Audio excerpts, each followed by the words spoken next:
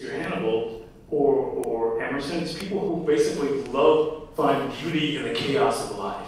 That's the other part of this thing. It's almost operatic in the stuff that you do. Well, yeah, there is beauty in horrible things in life. I was just seeing, did everybody see the pictures of daisies from Fukushima? They were gorgeous. There were these gorgeous deformed flowers, and you look at them and you see a thing of beauty, and then you stop and go like, oh shit, that could happen to your human body. And it's terrifying, but there is beauty in the most terrifying things in life. But this idea to me, again, Hannibal being like the apotheosis of this guy who finds beauty and is able to sort of literally have an appetite for beauty in the way that Will is not. Is that one of the things that you loved about the book, about Red Dragon? Well, there's I should say Hannibal, because in Red Dragon, they basically they see each other twice. Yeah. In Red Dragon, he meets him once for an interview, and then he comes back because he's suspicious, and then Hannibal guts him, and that's it. But there was a promise that Hannibal makes to Will in terms of a backstory that was never fulfilled, which is essentially, you caught me because you're just as crazy as I am. And the idea of seeing something in someone that you recognize and understand is powerful when it allows you to better understand yourself, and I think that's the nature of Will and Hannibal's relationship, is knowing each other allows them to better understand themselves. And we even talk about it later in the season, who amongst us does not want to be understood? And that is the appeal for these two men who see each other and see versions of themselves in each other, and they're all of a sudden not as lonely as they were before. Because I was struck too, because a little bit the pilot, and this is almost like a replay of the pilot. It's like basically you're rebooting the show with Red Dragon, aren't you? Yeah, absolutely. And I see every chapter of this series as a chance to reboot it and reanalyze the relationship. And what was so wonderful about in the structuring this season is that we do have two chapters, but the themes are carried through both chapters. So we see Will and Hannibal in the first part of the season coming to the realization that they have to end the other in order to be able to be safe from the vulnerabilities of intimacy. And we put that on pause in the middle of the season, and then everything about this arc in the Red Dragon comes right back to that in a big way in the finale. One of the things I was just telling you I love about it is seeing Richard at the very beginning. I was just thinking about those lines about what I am becoming from Red Dragon. It's like he's becoming that thing, that visualization of the kid's painting. Well, and also all of the stuff from the first two seasons of Hannibal saying a lot of dialogue from the Red Dragon novel, that now when we got to this season, we're like, oh shit, we used all of this. Start making things up again. There's still a few lines from Red Dragon in this episode. Oh yeah. There was one time in particular that you called me and was like, you've used this line before, and should we say that differently? And he was like, yeah. I'm surprised it's only happened once. In fact, I would challenge any of the Hannibals to see if there are any lines repeated, because so many Thomas Harris lines showed up in scripts and then I cut them in post and then reused them again. And Mads, if you were like, there's that line again, I guess he cut it from the previous episode. And manipulative, whereas Anthony Hopkins has a different type of manipulation. He's much more of a dandy and a thief in a way, where he was sexually ambiguous in Silence of the Lambs, where it was like, is he into her or does he just like her shoes? I think there's an innate quality of any man who appreciates the finer things. There is an embracing of an aesthetic which could be arguably a feminine side. Because I was telling you before we came out here that this could be sort of Douglas Sirk's serial killer drama. High praise. But you know what I mean? I mean, there's that sort of thing where with Sirk, the melodrama was so heightened that it became comic. In this 180s, the violence is so heightened that it's almost comic in that way. Well, I watch The Walking Dead religiously, and I always see the zombie violence. When a zombie's head explodes, I think that's comic relief. Because there's so much tension, and on our show, there is it's nice to see it with an audience that gets the humor and also allows themselves to laugh because it's ridiculous. I mean, it's so pretentious, and we love it. And the dialogue is so over the top. Nobody talks like that. It's fun for us on the show, and we cackle in the writers' room at some of the ridiculous things that come out of that we ask the actors to say. There was one line from Hannibal Rising, that's one of the first few lines about Thomas Harris as the narrator saying, "Come with us and see how the beast, within him, embrace the teat," or something about teats in the line.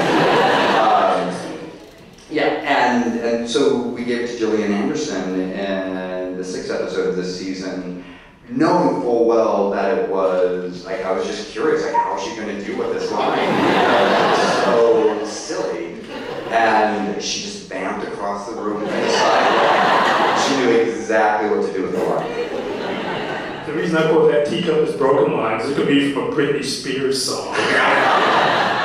Just these two guys saying it to each other, it really is, it's the end of a romance. Yes, yeah. And, it's also quantum physics, and which in the books, Hannibal is obsessed with the brief history of time. Because he thinks there's a mathematical reason for everything, and actually he conflates math and religion. Yes, because behavior is mathematical, like what happens in our brains is mathematical, life is mathematical, life spirals, like there is it's hard not to realize how much math plays out in human behavior. One of the things that was so much fun about this, just speaking about this kind of crazy orotund dialogue, and that runs through the books, is Hannibal has a affinity for lists.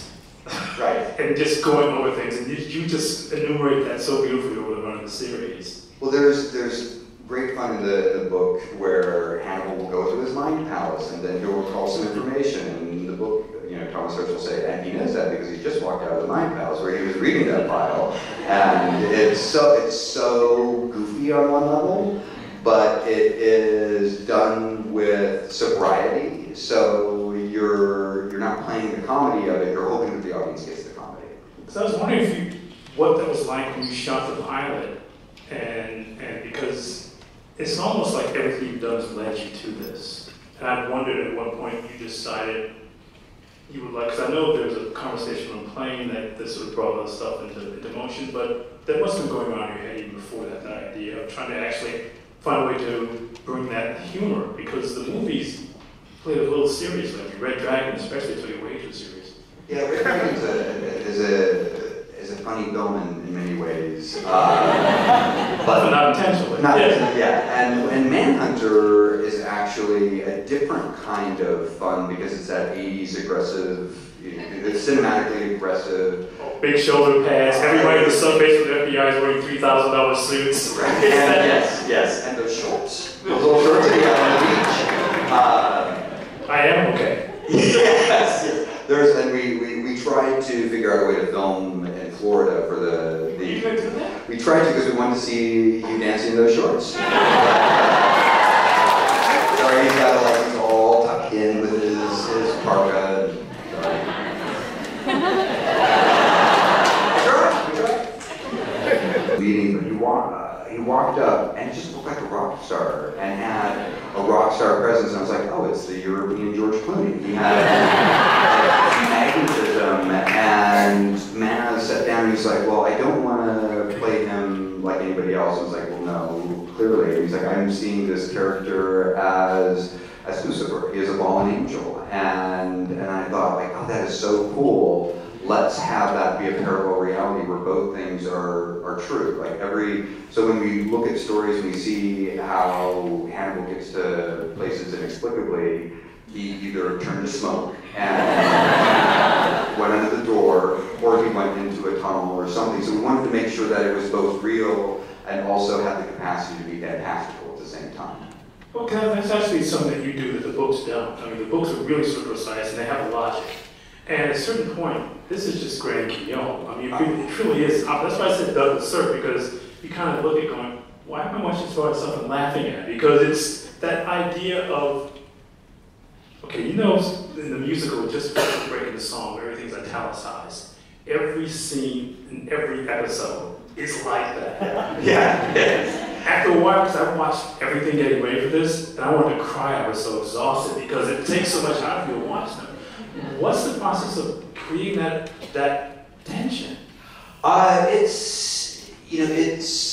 It takes many drafts, and the writers and I, we work very tirelessly. We will break an episode, and then we'll think we'll understand it, and then we'll see the first draft, and we're like, okay, that's not it. Let's start restructuring and turning it inside out, and then we'll do another draft. Did that happen a little bit with The Great Red Dragon? Did you have to rework that a couple times as well?